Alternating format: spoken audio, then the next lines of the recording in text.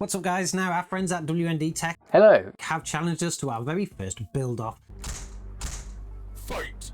The systems that we have to produce will be pitted against each other in some synthetic benchmarks as well as some games, but they don't have to be the latest, they don't have to be the fastest, and they don't even have to play any of the newest titles out there. But we do have a super tight budget to work with, and I think so far I've done okay. So the rules of the build-off challenge are pretty simple. I have actually chosen 3 of my favourite games from the early 2000s, and so has WND Tech.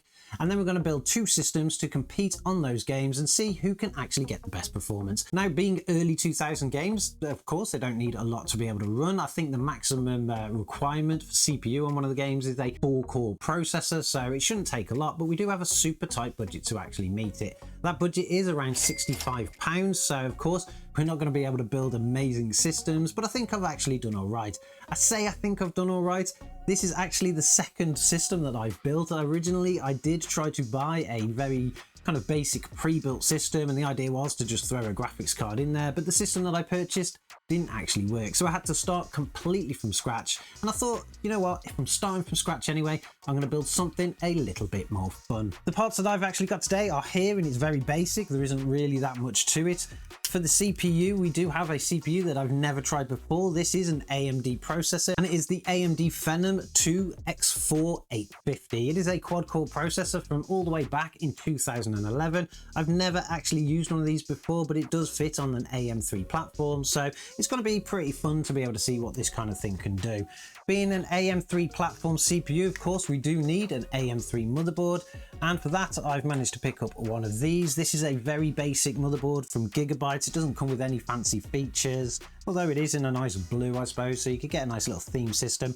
It is the GA-M68MT-S2P.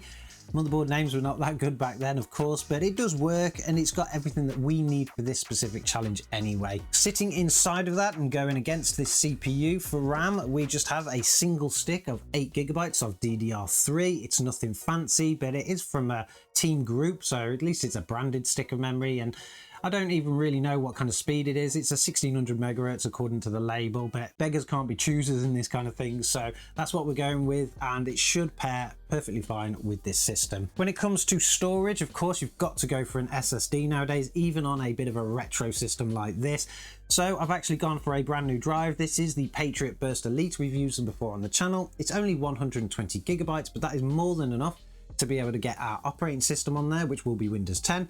As well as all of the games and all of the benchmarks that we're deciding to test this system against. I picked this up brand new as well, so that we do maximize the speed that we've got, and they're not that expensive, so they're perfect for systems like this. Pairing up with this system as well, when it comes to graphics card, of course we need one to be a gaming PC. I've actually managed to pick up one of these. This is a very bad looking AMD Radeon RX 460. It is only the 2GB model, but again, it should pair perfectly fine with this CPU. And the fact that it doesn't require any kind of PCI Express connections, it will all work from the motherboard, means that we can save a little bit when it comes to things like power supplies, which is definitely needed for the budget that we've got. Before we actually get onto the case, of course, we also need a cooler for our motherboard, and we've actually gone for one of these. This is just a basic stock AMD AM3 cooler. It's nothing fancy at all. It's got a nice little 80mm fan on there. It's all been cleaned and it works perfectly fine, so that's going to hook onto this board fine, and it should keep the CPU cool, although I do believe they are a little bit noisy, but that's okay because we're not even testing noise anyway.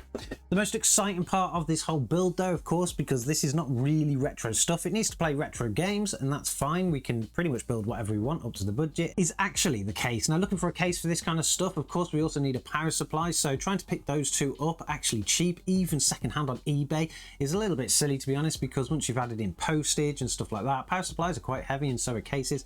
It just didn't actually fit inside my budget, so I had to look locally, and I managed to find something really cool. This is the case that I managed to find, and as you can see, it is not your typical case. It is a horizontal laying desktop case, which is proper retro really, because I haven't seen one like this for a long time. This case was actually being thrown out, and I decided to offer some money for it, and I managed to pick it up. It also came with a power supply which will actually fit all of this stuff because it's actually not that old. We'll just grab a screwdriver, we'll open up the case and show you how this kind of thing works. But basically there are just 2 screws at the back which actually hold the top on. So it's a top when it comes to one of these cases. You don't actually remove the side. Very similar process to a normal stand-up tower desktop, but obviously you're doing everything flat. Remove the 2 screws from the back. And then for anybody that's actually built a system in a horizontal laying down desktop, you will remember that they're not the easiest things to separate. The whole top, including the sides, will actually come off, so you need to really get your fingers in and kind of push things a little bit. But basically the top should slide off just like that. And then you kind of tilt at the back and you lift it off just like that. Now, of course, I don't know what this case is or what was actually used in it, but we do have some really cool features. We've got the twin kind of DVD drive setup on the front. There is no DVD drives in it, but you do have the 2 holes, so you could put 2 DVD players in it, or you could have done back in the day. And also a floppy drive hole, which nobody would use nowadays at all. You probably, if you were to use a case like this, maybe for something like a home theater system, you'd probably fit something like an SD card reader in there. But overall, I think it does look pretty cool, and it's got a load of features. Inside of the case is a very typical layout. Just pop it up like that. You can see that the motherboard's going to be mounted here. We do have a little hole for your IO shield. We've got up to 4 PCI Express slots, which are held in by a small bracket. There's no kind of screw-based system here. And for the power supply, as you could probably tell, it is a little bit newer. The power supply in this is a 300 watt BeQuiet SFX2, I believe. Being 300 watt means it's perfectly fine for the system we've got here, but generally when you're talking about new systems, they're not as good as you think. It does actually come with a PCI Express connection, so you can hook up a graphics card if you want to, but there's actually not that many graphics cards out there that require a connection like that will work from 300 watt. Maybe you could get away with something like those GTX 1650 cards that require the extra pin, maybe a GTX 1060, depends on the CPU and everything else you've got in the system. But overall, the power supply and the case together work beautifully fine. Now, as you can tell, the parts for this system are not the most highest end, and they're obviously not the newest. They don't need to be for the challenge, but I did manage to keep things in budget. For the CPU, motherboard, RAM and the cooler, they all came as a bundle, and I managed to pick them up for £15. I paid just £10 for the 120 gigabyte SATA SSD. The graphics card was just £20 from eBay, and the seller had quite a few of them. They seem to be the kind of rough pricing you will pay now for an X pre-built style graphics card like this. They're not the best things to look at, but they do work and you'll get some pretty decent frames from them. And then of course the case and power supply, I managed to pick that up for just £15. So that actually brings the total of this system to just £60. So I had £5 to spare. Of course, I have actually tested this setup and it does work perfectly fine after the predicament of the old one, and the motherboard as well also comes with a digitally activated version of Windows 10 Professional, so I made a complete saving there when it comes to operating systems. So it just goes to show what you can actually build for this kind of thing. Now, the next thing that we need to do is obviously put this system together and start testing our games.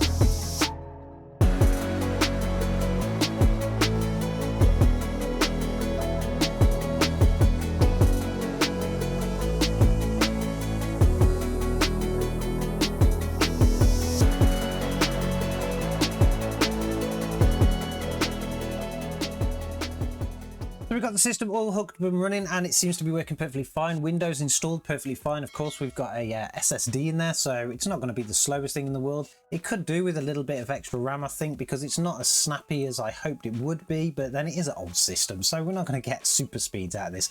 It works and things do open without locking up, so that's a bonus for something like this.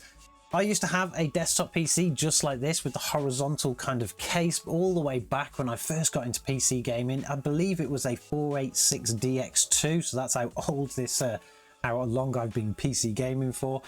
And it was in a beige colour because that's how the colour that they came in. You could have any colour PC you wanted as long as it was beige back then. But of course, this one is black and silver, so it's much more modern. For those of you that never had a case like this or have never seen one, it's probably quite unique to you, but you used to have them in the corner of your desk and your monitor on top. And that would actually act as the stand for your monitor back when CRTs were a thing. They used to have a lot shallower kind of stand on the monitors themselves to stand on things like this. Or you actually had them face forward with your monitor on top, and then you had a rolly out keyboard that kind of like a shelf that your keyboard and mouse would go on. Those are the memories that I have as being a kid. I remember just tucking this thing to the side with the monitor on, and then having the mouse and keyboard kind of to the right. It would have been on the other side for when I was a kid, and playing games till early hours of the morning, things like Counter-Strike and stuff like that back in the day. But apart from that, of course, you can see that it's not really designed for modern setups. They kind of take up a lot of space, whereas the desktop would kind of shrink itself away. But you know what I mean? It looks really cool. It's been a bit retro, and of course the parts inside it are not that retro, but we need to see how well they game.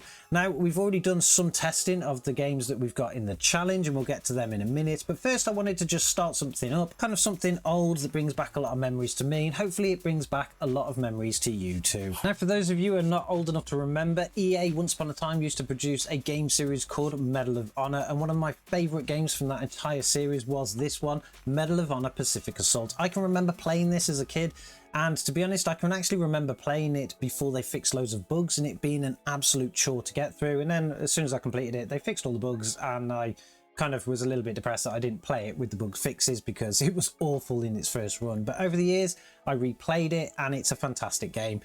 You do have to go to places like GOG to be able to get this now because it's quite an old game, and to be honest, I even had to mod it just to be able to get it to run in 1080p. Otherwise it runs in this little tiny square inside the center of the screen. Unfortunately, our MSI Afterburner overlay will not work with this game, or at least I just cannot get it working with it. I've done a lot of troubleshooting and I just can't seem to get it working, but of course we've got an AMD Radeon RX 460, so we can at least get the Radeon overlay up to just kind of see what FPS we get.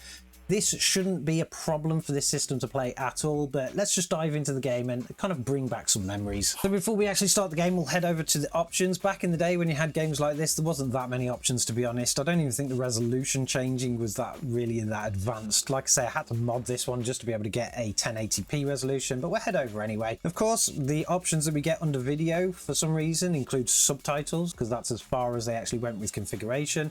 We've got contrast, brightness, and gamma.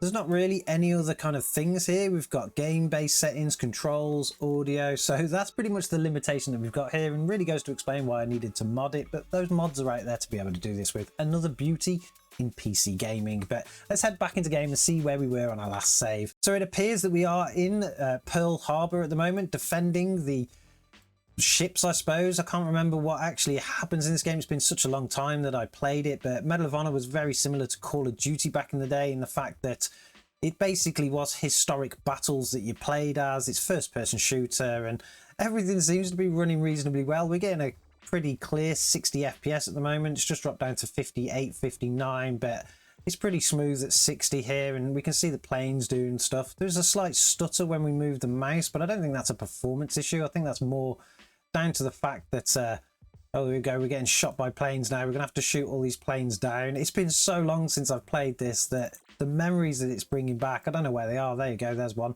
They don't seem to make games like this anymore, to be honest. I don't really see them coming out, and it is a big shame. I don't think they actually build Medal of Honor games anymore, but there is Call of Duty games coming out, but they're really more bothered about multiplayer experiences now, not single player experiences. And these offered some fantastic warfare based single player experiences, as well as teaching people a lot about history as well. But I keep shooting at stuff, but I'm not sure whether they're our planes or not. I think that's not one of our planes, but I completely missed it. I think the dark planes are ours, and the light planes are the enemy, but gun's overheated again. I've kind of run out of ammo now. Oh, they're reloading. It's reloading. Right, we've got 94 shots.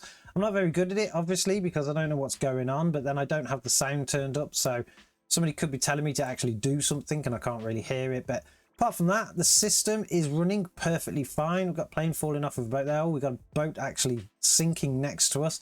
This is a kind of cinematic experience you would have got with these kind of games back then. And it's, even though it doesn't look that good, because obviously graphics were not as good back then and seem to be missing lots of pieces, like that piece of wire there's not actually attached to anything. But anyway, I think we're supposed to be shooting down planes. We'll head back to shooting some planes. Don't know where they are. I don't think I'm doing a very good job here of protecting Pearl Harbor, but anyway, this does go to prove that the system actually does run.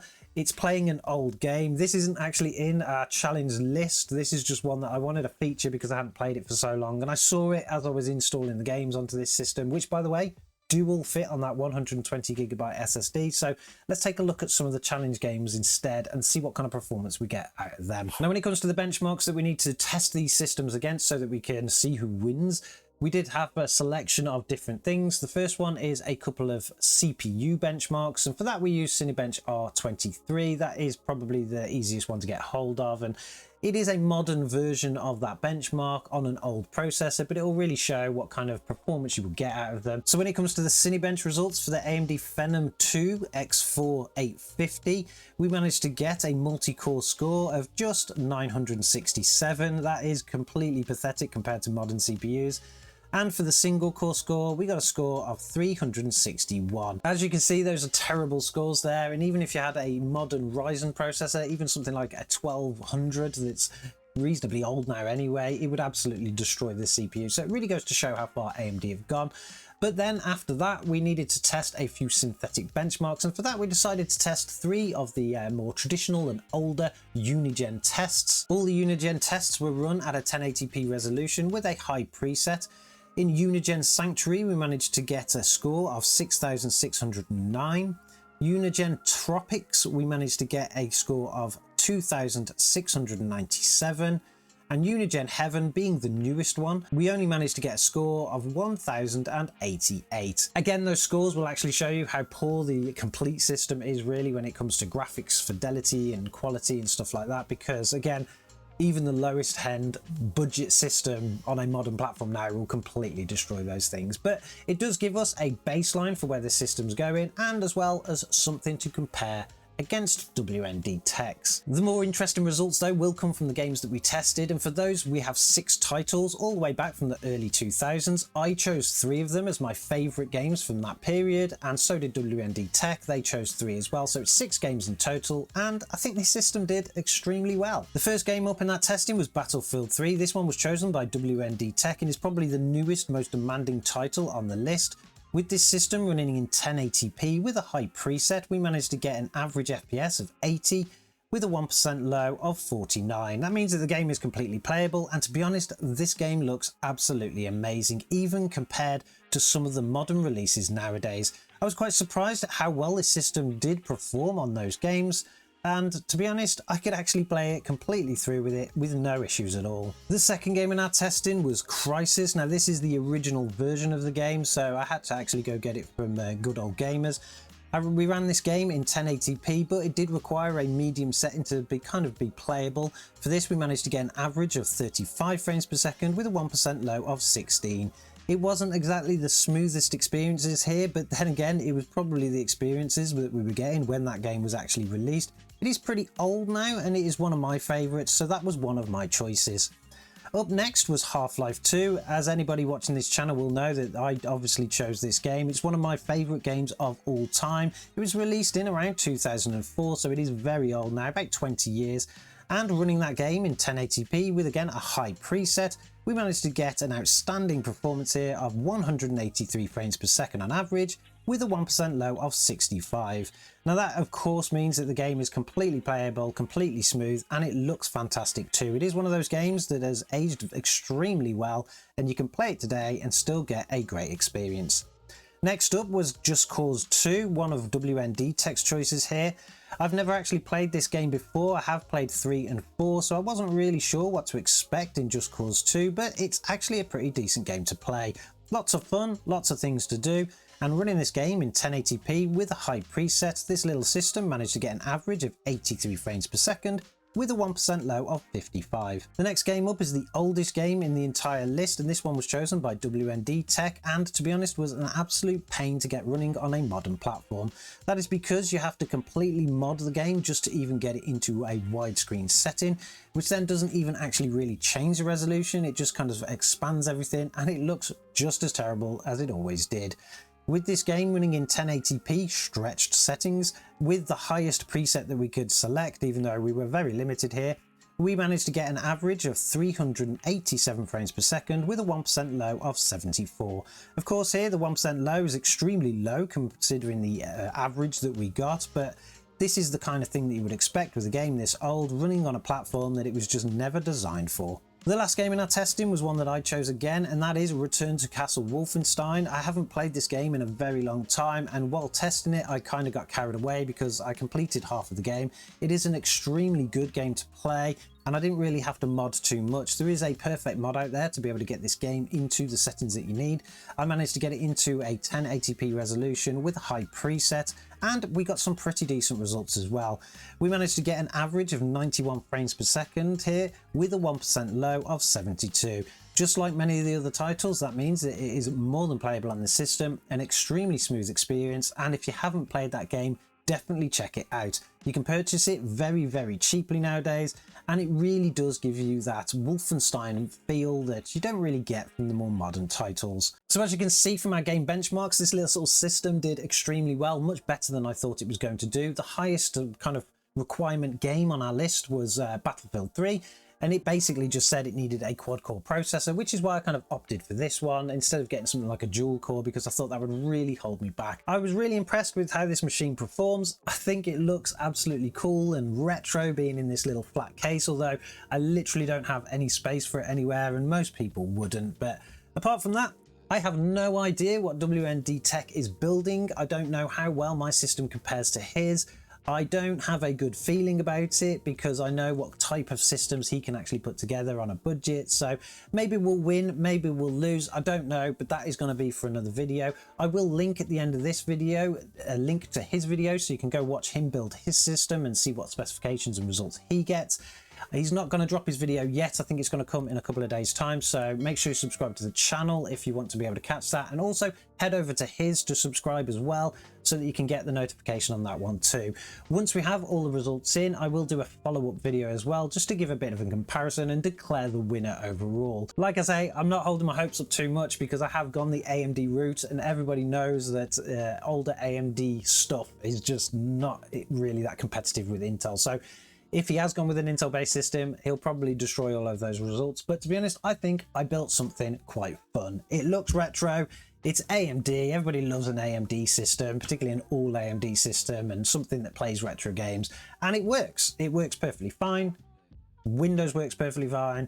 I'm really happy with it, but I want to know what you guys think. So let me know in the comments, what do you think of my little retro, non-retro based system? How well did it perform on those games? Do you remember playing any of those games, or are you still playing them now? I definitely want to know that. And what kind of favorite games do you have from the early 2000s? List them down below because I really want to give this system a little bit more of a test, and it'd be great to see what is still popular out there. And I'm sure, as always, I'll catch you guys in the next one.